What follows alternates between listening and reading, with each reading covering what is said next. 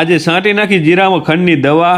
નમસ્કાર એવમ રાધે રાધે દોસ્તો, આ સવારમાં હોન્ડા લઈને નીકળી ગયા જીરામાં ખંડની દવા છાંટવાને આવી ગયા આપણા કુંભારિયામાં। આપણા જીરામાં ઝીણું ઝીણું ખડ ઉગે છે તો એના માટે આપણે રાફટ દવા છાંટવાની છે। તો પહેલા આપણે બેરલ ભરી નાખ્યું, પછી આપણે એક પંપે 25 મિલી દવા નાખી દીધી ને જીગોની લાગી ગયા દવા છાંટવા। દવા છાંટવાનો જીગોની અને 10 વાગ્યા સુધી એક ધારું ચાલુ રાખ્યું ને પછી આપણે ચાય પીધો ને ચાય પીને પાછા જીગોની લાગી ગયા દવા છાંટવાને આપણે બાઇક લઈને નીકળી ગયા ભાત લેવા ને આવી ગયા ઘરે। ઘરેથી આપણે ખાઈ બાઈને ભાત લઈ લીધું ને બાઇક લઈને નીકળી ગયા ખેતરે જવાને સીધા આવી ગયા આપણા જીરામાં। ખાઈને જગ્યાએ બેરલ માંથી છેલ્લો પંપ ભરીને છાંટી નાખ્યો ને પછી આપણે લાઈન નો હાથો દઈ દીધો ને લાઈન નો હાથો દઈને આપણે ચાય પીધો। ચાય પીને મશીન ચાલુ કરાવીને બેરલ ભર્યું, ત્યાં લાઈન તૂટી ગઈ તો થઈ ગયું રમણ ભમર। આને ઇગ્નોર કરીને જીગાને ઉપડાવી દીધો, પંપ ને લાગી ગયા દવાના પંપ ઉપાડીને જીરામાં દવાની રમઝટ બોલાવા। આખરની દવા એક ધારી 3 કલાક એટલે 6 વાગ્યા સુધી છાંટીને હજી આપણે 15 પંપ છાંટવાના બાકી રહી ગયા છે, તો હવે આપણે કાલ છાંટશું। હવે થઈ ગયો તો ઘરે જવાનો ટાઈમ, તો આપણે બાઇક લઈને નીકળી ગયા ઘરે જવાને આવી ગયા ઘરે ને બીજા દિવસે પાછા ઘરેથી પંપ ભરાવીને બાઇક લઈને આવી ગયા જીરામાં દવા છાંટવા। તો પેલા ભરી લીધા દવાના પંપ ને લાગી ગયા દવા છાંટવા। તો લગાતાર પંપ ઉપાડીને 2 કલાકમાં 8 પંપ છાંટ્યા, કેમ કે પાણી થોડુંક સેઠું છે જેના કારણે વાર થાય છે ને હજી આપણે 7 પંપ છાંટવાના છે। તો એના માટે આપણે થોડીક ચાયની એનર્જી લીધી ને પાછા ફૂલ ચાર્જ થઈને પાછા લાગી ગયા બાકી હતા એ દવાના પંપ છાંટવા। તો આપણા 7 પંપ દવાના બાકી હતા છાંટવાના, તે આપણે 1.5 કલાક એટલે કે 12:30 વાગ્યા સુધી છાંટી નાખા ખેતરમાં દવા છાંટી નાખી પછી આપણે બાઇક લઈને નીકળી ગયા ઘરે જવાના આવી ગયા ઘરે। તો ગાઈસ બ્લોગ સારો લાગ્યો તો લાઈક શેર ફોલો કરી દો, મળી નેક્સ્ટ બ્લોગમાં। રાધે રાધે।